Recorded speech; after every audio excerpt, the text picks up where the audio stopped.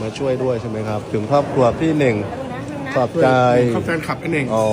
เขามาให้กับมือ ครั เขา บ เองเลย จปปลาว จำชื่อเขาไม่ได้เขาชื่ออะไรเขาบอกว่าไอ้มั่ม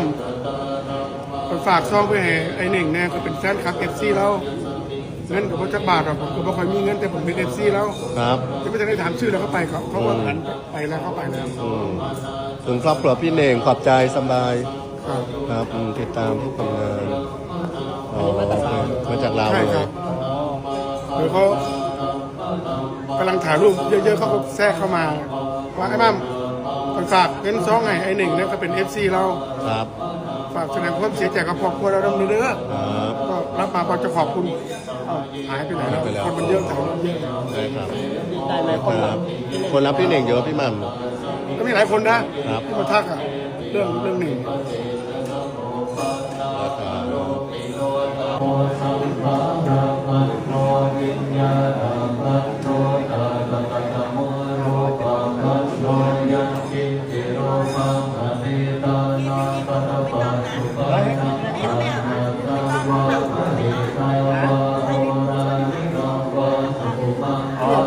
ไม่ช่วยก่อนด้วยเหรอ